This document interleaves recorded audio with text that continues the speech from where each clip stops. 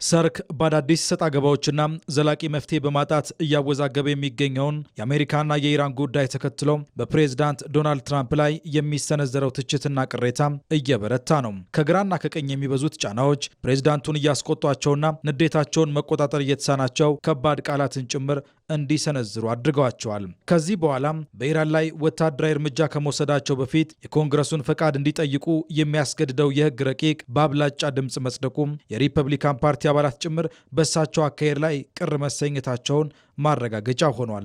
ለዚህ ደግሞ ዋነኛ ምክንያት የትራምፕ ቃልና ድርጊት ለየቅል መሆኑና ፍጥጫው ለአሜሪካ ከትርፍ ይልቅ ኪሳራን አከናንቧታል የሚለው የፖለቲከኞች ሙግት ነው። የፕሬዝዳንቱን የውጭ ጉዳይ ፖሊሲ በግንባር ቀደምትነት ከሚተቹት መካከል የሴኔቱ የዴሞክራቶች መሪ ቻክ ሹመር ንግግር ለዚህ ማረጋገጫ ሆኖ ይቀርባል። Trump promised to put maximum pressure on Iran, but he ended up delivering maximum confusion.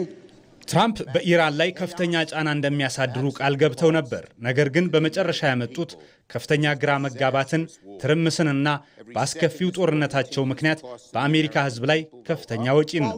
ይህ ትችትና ሰጣ ገባ በቀጠለበት ወቅት ፕሬዝዳንት ትራምፕ የውጥረቱን ወጪ ለመሸፈን የሚውል የ$70 ቢሊዮን ተጨማሪ በጀት ኮንግረሱን ከመጠየቃቸው ቀደም ብሎ ከሪፐብሊካን ፓርቲ አባላት ጋር ባደረጉት ዝግ ስብሰባ ጠንካራ ትችት ገጥሟቸዋል። በስብሰባው ላይ ከተገኙት የሪፐብሊካን አባላት መካከል አንዳንዶቹ እንደተናገሩት ትራምፕ ከሴናተር ቢል ካሲዲ ጋር በጉዳዩ ላይ ሲጯጯሁና ሲነታረኩ እንደነበር ነው። የሴናተሮቹ ዋነኛ መከራከሪያም ፕሬዝዳንቱ ባለፈው ሳምንት ከኢራን ጋር ስለተፈራረሙት የማዕቀፍ ስምምነት ግልጽ ማብራሪያ መስጠት አለባቸው የሚል ነው። ይህ ስምምነት ለቴህራን የፋይናንስ ማበረታቻዎችን የሚሰጥ ቢሆንም ትራምፕ በችግሩ መጀመሪያ ላይ ካስቀመጧቸው ስልታዊ ግቦች በታች ነው ሲሉ ይተቻሉ። የአሜሪካ ሕዝብ አሁን ከተነገረው በላይ የማወቅ መብት አለው ያሉት የፓርቲው አባላት ነገሮች እየሄዱ ያሉት መጀመሪያ በተነገረ መንገድ ስለመሆኑ እርግጠኛ ባንሆንም ሁኔታዎች ግን ያንን አያሳዩም ብለዋል። ፕሬዝዳንት ትራምፕ ከውይይቱ በኋላ በዋይት ሀውስ ለጋዜጠኞች በሰጡት አጭር ማብራሪያ ጥቂት ሰዎች ብቻ ባይመቿቸውም ፓርቲያቸው ጠንካራ አንድነት ያለው መሆኑን በመግለጽ የውስጥ ፖለቲካዊና ኢኮኖሚያዊ ስኬቶቻቸውን እንዲሁም የኢራን ጉዳይ ባሰቡት መንገድ እየሄደላቸው መሆኑን አረጋግጠዋል።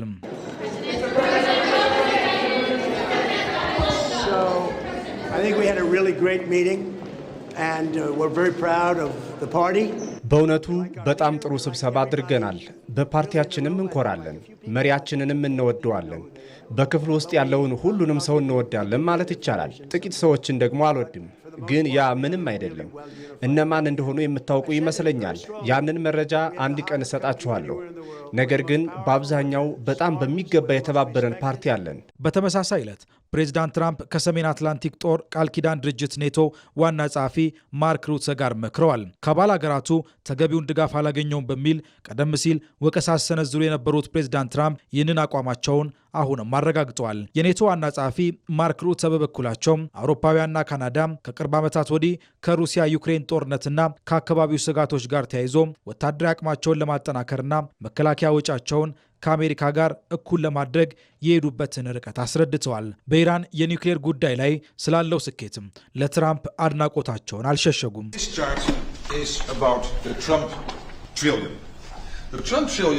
እርስዎ ወደ ፕሬዝዳንትነት ከመጡበት 2017 ጀምሮ የአውሮፓ ህብረት ሀገሮችና ካናዳ አጠቃላይ የመከላከያ ወጪያቸውን በ1.2 ትሪሊዮን ዶላር አሳድገዋል። እያደረጉት ያለው ነገር ምን ያህል አስፈላጊ እንደሆነ በግልጽ ማስገንዘብ እፈልጋለሁ። በመጀመሪያ ደረጃ ኢራን ልታገኘው ተቃርባ ስለነበረው የኒኩለር አቅም ነው። ይህ ለቀጠናው ስጋት ይሆን ነበር፣ ለመላው ዓለምም ስጋት ይሆን ነበር። ይቺ ሀገር ትርምስን ወደ ውጭ የምታቀብል ሀገር ናት። ሽብርተኝነትንም ወደ ውጭ የምትልክ ሀገር ናት። እናም የኒኩለር አቅም በእጃቸው ለማስገባት በጣም ተቃርበው ነበር። እናም ሁሉም ነገር በእርሱ አመራር የመጣ ነው። ጥሩ ነገርም አድርገዋል። ፕሬዝዳንት ትራምፕ ዋና ጸሐፊው ማርክ ሩተም በግላቸው ያደረጉትን ጥረት ቢያደንቁም ያለምንም የገንዘብ ፍላጎት ለዓለም ሰላም እየለፋው አጋሮቻችን የሚጠበቅባቸውን ወታደራዊ ታማኝነትና ቁርጠኝነት አልሰጡኝም ሲሉ ቅሬታቸውን በድጋሚ ገልጸዋል። እኔ የምፈልገው ታማኝነታቸውን ብቻ ነው። ገንዘባቸው አያስፈልገንም፣ ምንም ነገር አያስፈልገንም። እኛ በዓለም ላይ እጅግ ኃያል የሆነ ወታደራዊ ኃይል አለን። ነገር ግን እኛ የምንፈልገው ታማኝነትን ብቻ ነው። እኛ ለነሱ በጣም ታማኞች ነን። ሁልጊዜም እንዋጋላቸዋለን። በመላው አውሮፓ ውስጥ በሺዎች የሚቆጠሩ ወታደሮችም አሉን። በአንድ በኩል የአሜሪካው ፕሬዝዳንት ዶናልድ ትራምፕ የኢራን ጉዳይ በምፈልገው መንገድ እየሄደልኝ ነው ሲሉ ይከራከራሉ። በሌላ ወገን ደግሞ የውስጥ ተቃዋሚዎቻቸው የፖለቲካው ትርፍ ኪሳራ ሆኖብናል በሚል ይሞግታሉ። በዚህ መሃል የኢራንና የአሜሪካ የዲፕሎማሲና ወታደራዊ ፍጥጫም ዘላቂ መፍትሄ ሳይበጅለት የየዕለቱ የዓለም ቀዳሚ አጀንዳ ሆኖ ቀጥሏል።